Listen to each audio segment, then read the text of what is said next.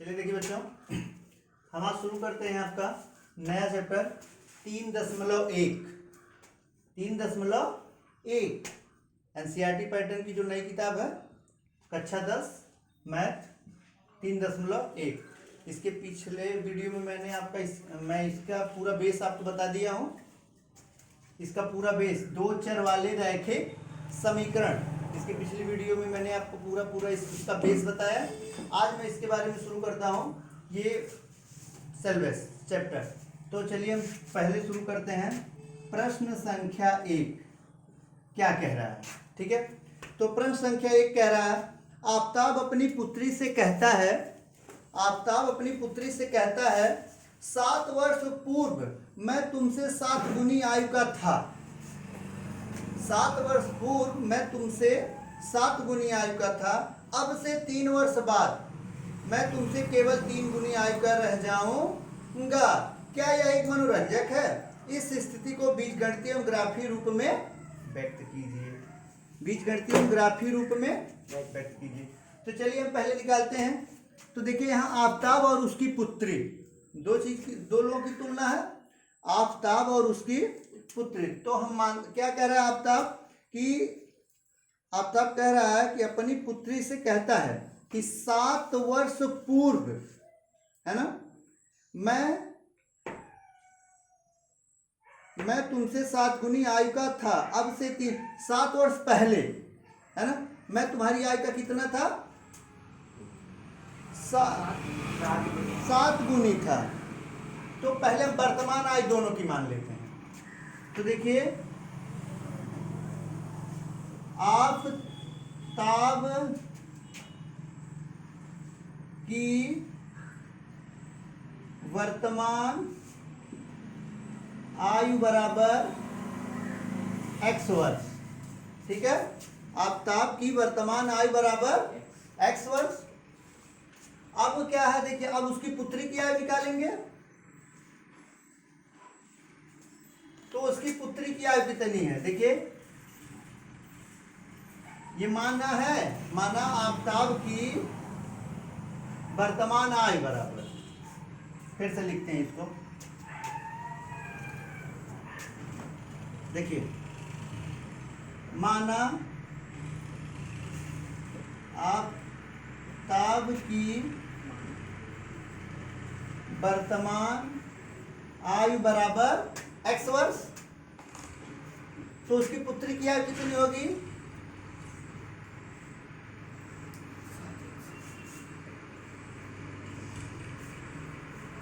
उसकी पुत्री की वर्तमान आयु बराबर y वर्ष, ठीक है। उसकी पुत्री की वर्तमान आयु बराबर y वर्ष, है ना। अब कह रहा है, देखिए समीकरण हम कैसे बनाएंगे। दो समीकरण हमको बनाना है। अब दोनों समीकरण, एक समीकरण हम इधर बनाएंगे, एक इधर बनाएंगे। देखिए बनाने का क्या तरीका होता है बच्चों, यहाँ थोड़ा सा अगर कंफ्यूज हो जाए तो आप गुणा अगर इसका उसमें कर दिए, 3 गुना ये है उसको 3 गुना कर दिए तो सवाल गलत हो जाता है। कह रहा 7 वर्ष पूर्व मैं तुमसे 7 गुनी आयु का था कह रहा है ना। था कहने का मतलब बीते हुए कल की बात है। तो जब देखिए ग्राफ मैं आपको बता रहा हूं, पहले इस ग्राफ को थोड़ा सा देख लीजिए एग्जाम्पल के लिए। ये आपका बच्चों वर्तमान है, क्या है? वर्तमान है। और ये आपका, और ये यहां से पीछे जाएंगे तो क्या होगा? भूत होगा। यहां से आगे जाएंगे तो क्या होगा? भविष्य होगा। तो अगर यहाँ वर्तमान x है तो ऊपर जाएंगे तो हम घटेगा ना, पीछे जाएंगे 7 वर्ष पहले, यानी कि अब यहां से हमको -7 वर्ष करनी थी, यहाँ आए तो x -7 हो गया। ये ग्राफ होता है। अगर हम, ये भूत है, ये भविष्य है, वर्तमान मतलब आज का जो समय है, वर्तमान मतलब जो आज का समय है ना। अब आज के समय में इतना है, ये भूत है, ठीक है।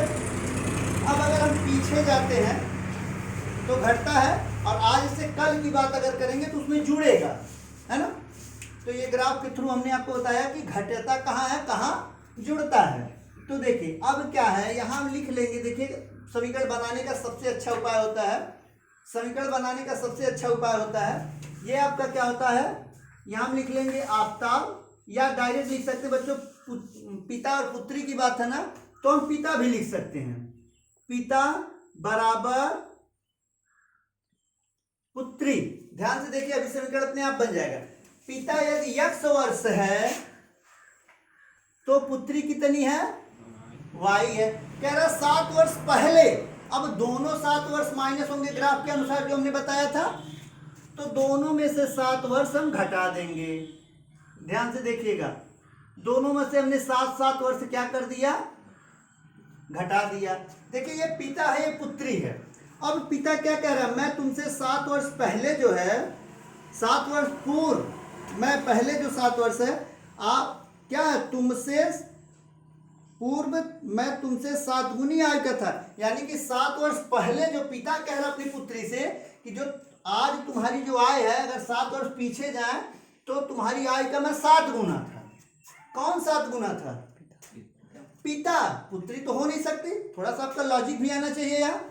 तो बच्चों जब पिता 7 गुना था, 7 वर्ष पीछे जाने के बाद पुत्री से 7, देखिए यहाँ 2 चीज होती है, थोड़ा सा लॉजिक भी इस्तेमाल करते हैं। दूसरी चीज, जिससे तुलना करता उसी को हम गुना बढ़ा लेते हैं, अधिक है कम है उसी को करते हैं।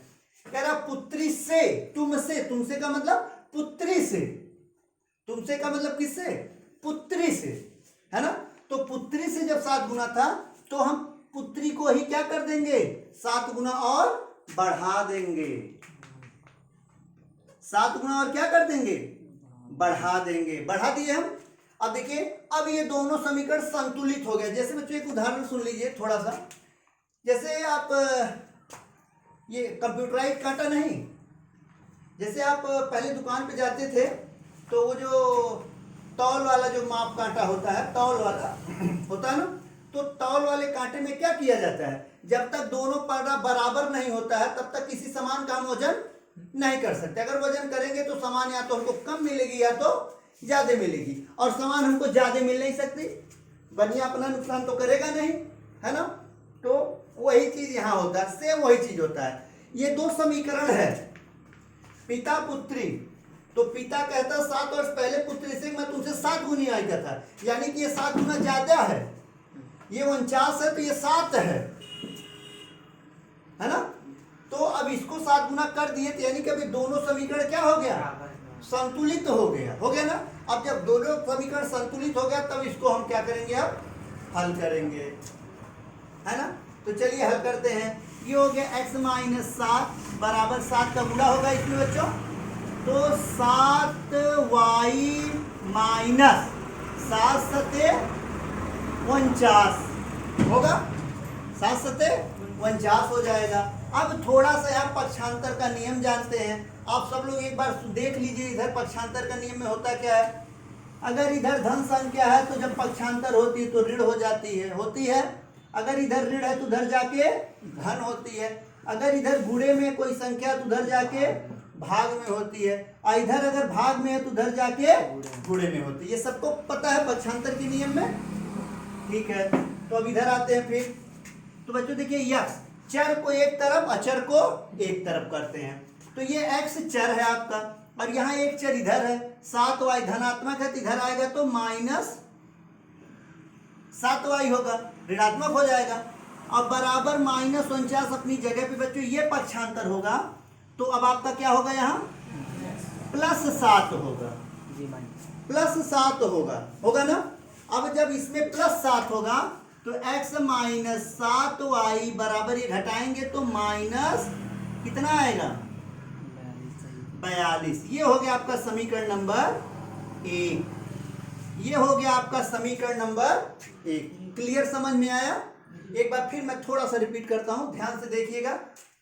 आफताब अपनी पुत्री से कहता है, अपनी भाषा में आफताब अपनी मतलब पिता अपनी पुत्री से कहता है कि आज जो आय है इससे 7 वर्ष पूर्व मैं तुमसे 7 गुनी आय का था। तो चलिए, आज के 7 वर्ष पूर्व मैं तुमसे 7 गुनी आय का था। तो माना आफताब यानी कि उसके पिता की उम्र कितनी है, x है, तो पुत्री की आयु कितनी है, y वर्ष है। तो फिर देखिए, पिता पुत्री, पिता x है तो पुत्री y है। 7 वर्ष पीछे हम चले गए, दोनों में से 7 वर्ष घट गया। अभी भी पिता पुत्री से क्या है, 7 गुना है, तो पुत्री को हम 7 गुना कर देंगे। जब पुत्री को 7 गुना कर दिए तब ये समीकरण आपका बन गया। क्या बन गया? समीकरण बन गया। समीकरण बन गया। अब देखिए समीकरण हल कैसे करते हैं। अब समीकरण को हल करेंगे तो देखिए ये x अपनी जगह पे, ये 7 अपनी जगह पे, इक्वल टू 7 का गुणा y में कर देंगे, क्योंकि ये ब्रैकेट लगा अर्थात ये 7 दोनों का गुणांक है। जब 7 का गुणा y में करेंगे तो ये 7y हो जाएगा, हो जाएगा। अब माइनस अपनी जगह पे और 7 सते 49 हो जाएगा। अब देखिए चर को एक तरफ अचर को एक तरफ करेंगे, है ना। ये हो गया आपका, ये हो गया आपका x, ये इधर आया तो माइनस 7y, और ये हो गया बराबर, ये माइनस 49 ये इधर गया तो प्लस 7 हो गया। अब बच्चों देखिए x माइनस 7y बराबर, ये घट गया, ऋण धन मिलके घट जाता है, चिन्ह हमेशा बड़ी संख्या का होता है। तो माइनस 49 में से 7 घटेगा तो कितना आ जाएगा? 42। समीकरण नंबर 1 हो गया। ठीक है, तो इतना सबको क्लियर है क्या हो रहा है? देखिए ये आपका पहला समीकरण बन गया। अब हम बनाते हैं बच्चों समीकरण नंबर 2। अभी क्वेश्चन में कह रहा है कि देखिए अब अगला स्टेप क्या कह रहा है, अब से 3 वर्ष बाद, अब से 3 वर्ष बाद मैं तुमसे केवल 3 गुनी आयु का रह जाऊंगा। अभी भी पिता अपने पुत्री से क्या कह रहा है, फिर यहां करेंगे बच्चों, देखिए फिर लिखेंगे पिता बराबर पुत्री। अभी भी देखिए पिता क्या है, यक्ष है, तो पुत्री क्या है, वाई है। अभी भी पिता कहता अब से 3 वर्ष बाद, यानी कि अब भविष्य की बात हो रही है, आने वाले कल की बात हो रही है, तो जुड़ेगा ना।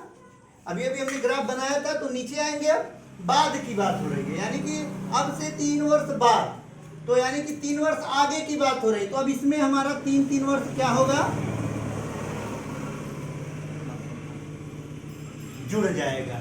देखिए पिता में भी 3 वर्ष जुड़ा, क्योंकि देखिए आयु ऐसी चीज है, ऐसा नहीं बच्चों एक की बढ़ेगी तो एक की घटेगी, या एक की बढ़ गई एक की रुक गई, ऐसा नहीं होता।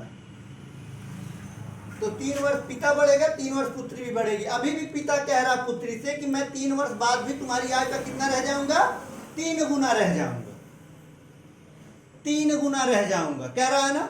यानी कि अभी भी पिता पुत्री से 3 गुना ज्यादा, अगर पुत्री 3 वर्ष है तो पिता 9 वर्ष है, पुत्री 4 वर्ष है तो पिता 12 वर्ष है, 3 गुने का अंतर है। तो हम क्या करेंगे, किससे तुलना, किससे 3 गुना रह जाएगा, पुत्री से, तो 3 से हम इसमें गुणा कर देंगे। ठीक है, 3 से हम उसमें गुणा कर देंगे, यानी कि अब ये समीकरण क्या हो गया, संतुलित हो गया। क्या हो गया, संतुलित हो गया। अब इसको हम आसानी से हल कर सकते हैं, यानी कि अब वही नियम जो यहाँ लगा है पक्षांतर का, तो पहले हम इसका मल्टीप्लाई कर लेते हैं, गुणा। तो देखिए ये हो जाएगा आपका x प्लस 3 बराबर, इससे इसमें गुणा करेंगे तो हो जाएगा 3y प्लस इसका हो जाएगा 3 त्रिका 9, 3 त्रिका 9।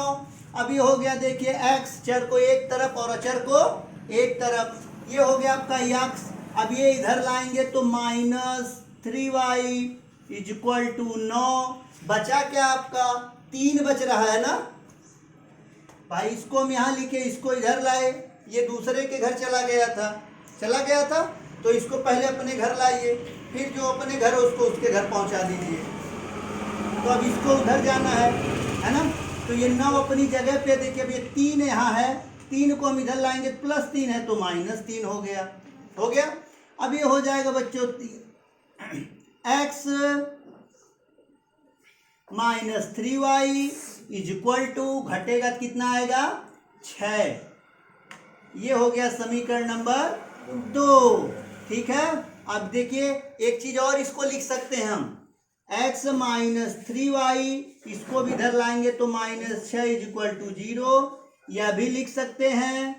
ठीक है, और यहाँ क्या लिख सकते हैं, x माइनस 7y माइनस 42 इधर आएगा तो प्लस 42 इज इक्वल टू 0, यह भी लिख सकते हैं। ये समीकरण और इस समीकरण में कोई अंतर नहीं है, दोनों एक ही चीज है। तो इस तरीके से ये बन गया आपका बीजगणितीय रूप हो गया, जो क्वेश्चन में कह रहा था। क्वेश्चन में कह रहा था कि क्या है, एक मनोरंजक है, इस स्थिति को बीजगणितीय रूप में लिखिए। तो ये हो गया बीजगणितीय रूप इसका। तो सबके समझ में आया? ठीक है, इसको नोट